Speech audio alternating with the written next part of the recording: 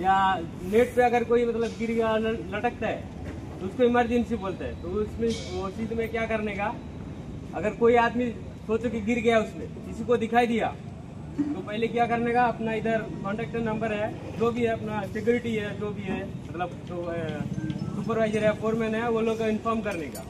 वो लोग क्या करेगा, अगर ऐसी स्थिति में अगर उसको मालूम पड़ेगा कि हम उसको मतलब इश्यू कर सकते हैं, तो उसको अगर जैसे जाली पे कोई लटका हुआ है तो उसमें तो कोई मतलब नीचे नहीं आ सकता ना, तो टावर क्रेन होता है ना, उसमें से कोई मतलब उसको इश्यू कर सकता है। अगर जैसे फायर ब्रिगेड आग लग सकता है, तो आग लगने की वजह से क्या होता है, जैसे आप लोग ऑयल तो होता ही है ना, अपना हर बिल्डिंग पे ऑयल होता है, शटरिंग का जो लोग काम करता है उसमें ऑयल होता है। क्या है, ऑयल अगर करंट पे जाता है ना तो वो भी आग लग सकता है, तो इसकी वजह से वो बड़ा वाला मतलब एक फायर हो सकता है, उसको इमरजेंसी बोलते हैं।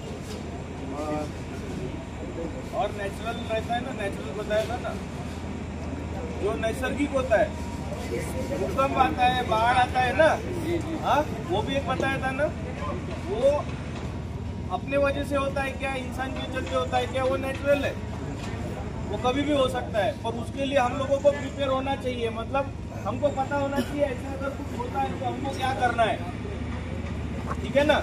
तो हमको पता होना चाहिए कि ऐसा अगर कुछ होता है तो क्या करना है। तो सबसे पहले ऐसा अगर कुछ होता है तो आपको इमरजेंसी सायरन सुनाई देगा, कोई ना कोई यहाँ पे इमरजेंसी डिक्लेयर करेगा। इमरजेंसी जैसे ही डिक्लेयर होता है तो आप लोगों को सबसे पहले क्या काम करना है, भागना है। जैसे ही सायरन बजता है तो आप लोगों को क्या करना है,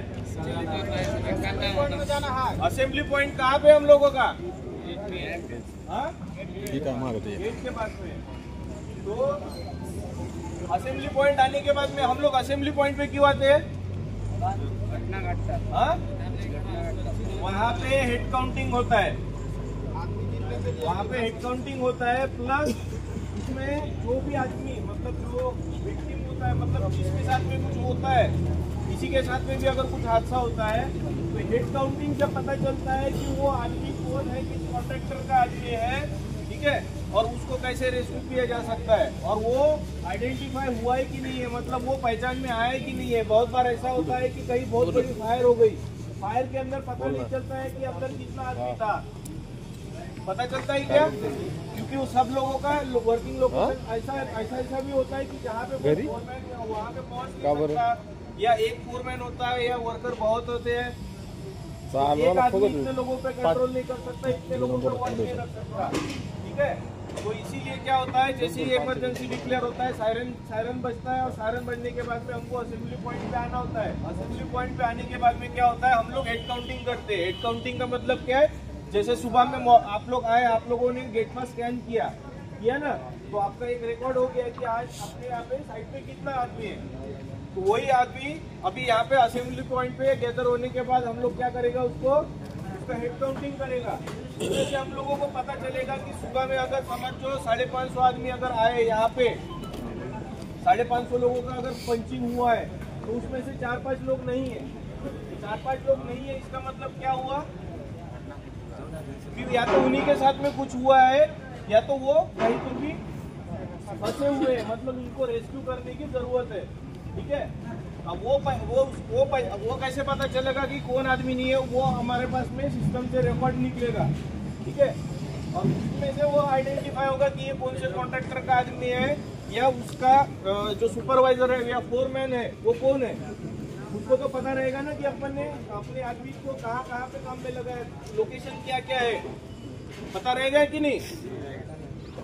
तो ये सब प्रोसीजर होता है इमरजेंसी का, ठीक है। उसके बाद में और एक बताया था अपना फर्स्ट एड सेंटर क्या होता है।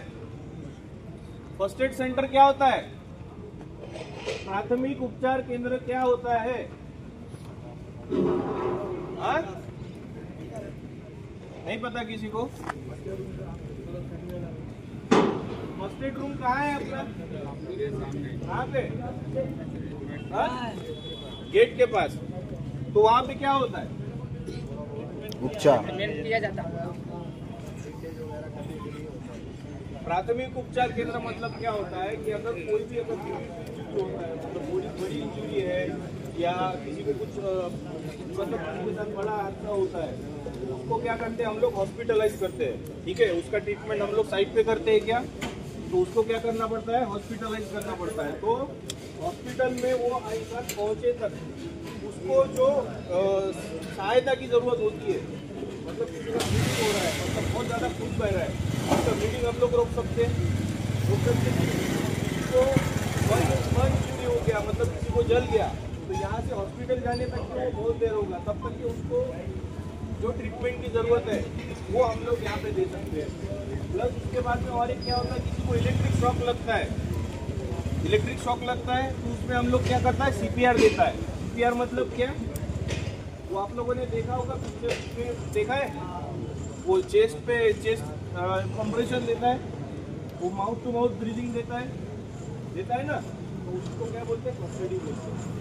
मतलब क्या है, डॉक्टर तक अपन इंसान को पहुंचाने से पहले अगर उसको जो भी सहायता करते हैं उसको बोलते हैं फर्स्ट एड, ठीक है। या फिर छोटा मोटा कट इंजरी अगर किसी को होता है तो उसको जो बैंडेज करवाना, ठीक है, किसी को मोच लग गया, तो ये सब चीज़ पे जो ट्रीटमेंट देते हैं इसी को बोलते हैं फर्स्ट एड।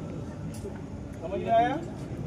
आगे से ध्यान में रहेगा क्या कि अगले सप्ताह फिर अगर किसी को पूछा तो ऐसा ही बताओगे कि क्या है पता नहीं।